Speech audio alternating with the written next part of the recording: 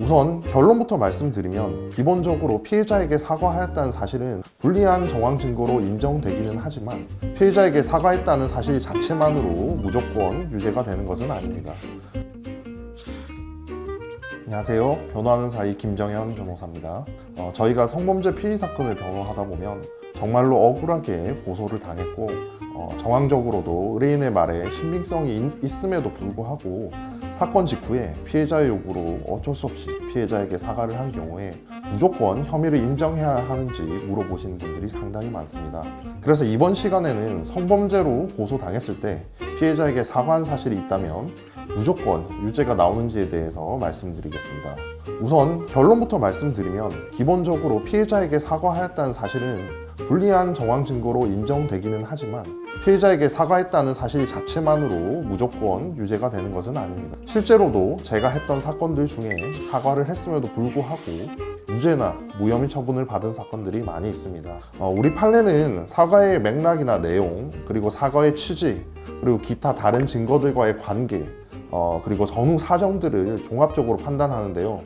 우선 사과를 한 것이 불리한 증거로 쓰여서 유죄 판결이 나온 판례를 몇 가지만 말씀드리자면, 피고인이 피해자와 대화 과정에서 성폭행 사실에 대해서 지속적으로 추궁하였음에도 불구하고 적극적인 반박을 하지 않은 경우, 그리고 피해자가 피고인에게 저한테 키스했어요, 저 건드렸지요 라고 하자마자 미안하다, 잘못했다 라고 거듭 사과한 경우, 피해자가 112 신고를 한 뒤에 아까 왜 그랬냐고 물어보자 미안하다, 내가 다 인정한다, 술을 마시고 너에게 잘못된 행동을 하였고 진심으로 미안하다라고 한 경우에 유죄 판결을 내린 바 있습니다. 또 무죄가 나온 판례를 몇 가지만 말씀드리자면, 교사인 피고인에게 진정을 넣겠다라고 협박해서 어쩔 수 없이 피고인에게 사과한 경우, 그리고 고객인 피해자가 회사의 직원인 피고인을 다그쳐서 피고인이 고객을 달래느라 무릎을 꿇고 죄송하다고 한 경우, 그리고 기억이 나지 않으나 불쾌한 마음이 들게 하였다면 제가 그 부분에 대해서 사과를 드립니다라고 한 경우,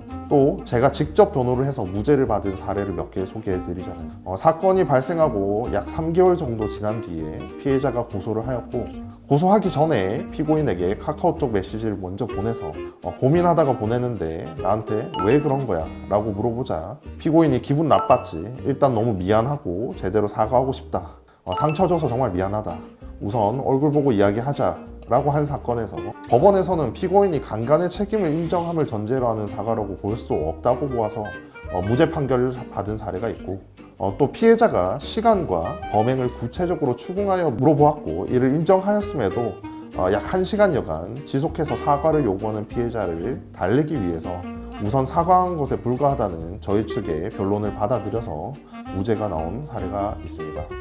어떠신가요?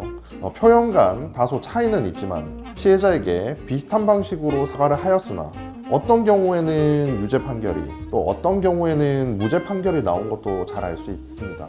그렇다면 이 같은 차이는 도대체 무엇 때문에 만들어진 것일까요? 첫 번째로는 사과의 맥락입니다. 피고인이 피해자가 다그치는 상황인 경우, 또 피해자의 말을 우선 듣고 달래주어야 하는 상황인 경우, 특히 신분이나 거래관계상 여러 가지 정상항상 갑을관계에 있는 경우, 기타 여러 사정으로 심리적으로 압박을 받는 경우, 상대방의 강한 감정 표현에 당황하여 사과한 경우, 실제 잘못을 인정하였다기보다는 우선 상황을 모면하기 위해서 일단 사과를 한 경우에는 범행을 인정한 것을 전제로 한 사과라고 볼 수 없습니다. 또 둘째로는 사과 내용의 구체성입니다.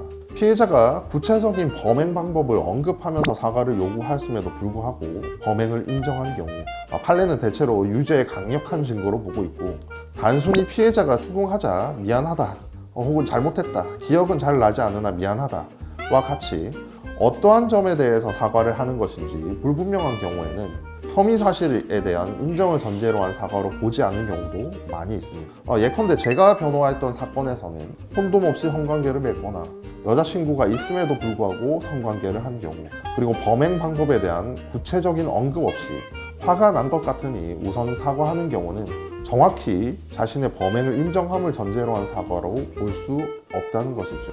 세 번째로는 사과 표현의 방식과 태도입니다. 사과의 내용, 목소리, 톤, 억양 등을 고려하였을 때 피고인이 자신이 하지도 않은 일을 사과하고 있는 것인지 아니면 미안함을 담아 사과하고 있는지를 알 수 있기 때문이지요. 마지막으로 가장 중요한 것은 객관적인 전후 사정이나 증거들과의 관계입니다. 사과를 했다는 사정이 분명 불리한 요소로 작용하는 것은 맞지만 사과하였다는 사실 외에 여러 객관적인 사정에 비추어서 억울함을 주장하는 피고인 진술에 신빙성이 있다고 보이면 사과만으로는 법원에서는 혐의 사실을 인정할 수 없습니다. 피고인이 자백한 경우라고 하더라도 자백만으로는 피고인을 처벌할 수 없기 때문입니다. 심지어 제가 직접 수행한 사건은 아니지만 피고인이 공소 사실을 모두 인정하였음에도 불구하고 법원에서 증거불충분으로 직권으로 무죄를 선고한 사례를 본 적도 있습니다. 객관적인 전후 사정에 따라 수사기관이나 법원에서 신빙성을 판단하는 방법을 간략히 말씀드리면요.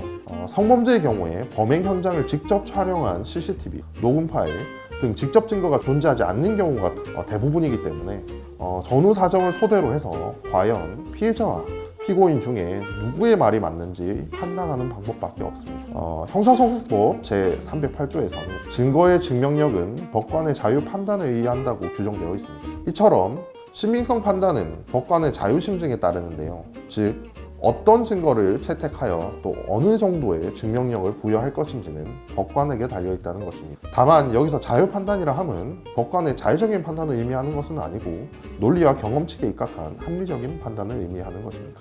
통상적으로 저의 경우 유무죄를 다투는 사건에서 상대방 진술의 신빙성을 무력화시키고 우리 진술의 신빙성을 높이기 위해서는 우선 가장 중요하게 증거 기록을 꼼꼼히 검토한 뒤에 진술의 일관성, 진술의 구체성, 그리고 경험칙이나 상식에 반하는 진술이 있는지, 사건 이후 피고인이나 가해자가 보인 태도, 평소 피고인과 피해자의 관계, 피해자에게 허위 진술의 동기가 있는지 여부, 피해자 진술 중 양립 불가능한 사실이 있는지, 즉 쉽게 말해서 모순점이 있는지 등을 포착해서 이를 일목요연하게 정리한 뒤에 유리한 증거 자료를 첨부해서 수사기관이나 재판부에 의견서를 제출하고 법정에서 증인신문 과정에서도 이를 활용하고 있습니다. 또 중립적인 제3자로부터의 진술, 사건 당시는 아니라도 사건 전후의 CCTV를 증거 보전 신청을 통해 확보하거나 대화 내역 등 증거를 보강하기도 합니다.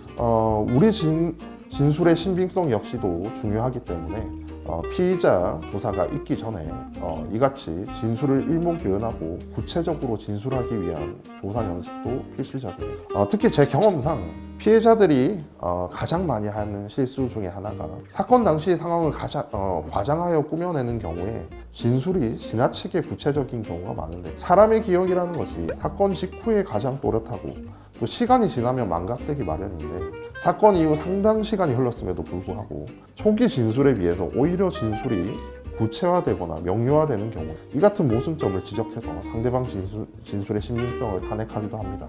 신빙성 다툼에 대해서 간략하게 말씀드리면 형사소송뿐 아니라 이건 모든 소송 절차에서도 중요한데요. 순발력, 그리고 논리력, 경험칙 등 변호사의 역량과 실력이 가장 잘 드러나는 과정이기도 합니다. 다음 기회에 또 기회가 되면 증인신문 등 절차에 대해서 조금 더 자세히 말씀드릴 기회가 있을 것으로 보이고요. 정리하자면 피고인 진술의 신빙성을 높이고 피해자 진술의 신빙성이 없음을 논리적으로 잘 주장한다면 비록 사과를 하였다고 하더라도 무죄나 무혐의 처분을 충분히 받을 수 있다는 것입니다. 저 역시 의뢰인이 상당히 구체적으로 피해자에게 사과 의사표시를 하였음에도 불구하고 다른 사정들을 적극적으로 주장해서 무죄나 무혐의 처분을 받은 사건들이 아주 많이 있습니다. 이처럼 강간이나 강제추행죄 혹은 성범죄가 아니더라도 상대방에게 사과한 경우에 무조건 혐의를 인정하는 것이 옳은지에 대해서는 사건마다의 특수성이 있고 여러 상황을 살펴서 전략적으로 대응해야 합니다. 따라서 피해자에게 사과를 하였다고 하여 희망을 잃지 마시고 반드시 경험 있는 변호인의 조력을 받으시길 추천드립니다. 그럼 구독, 좋아요, 알람 설정 부탁 감사합니다.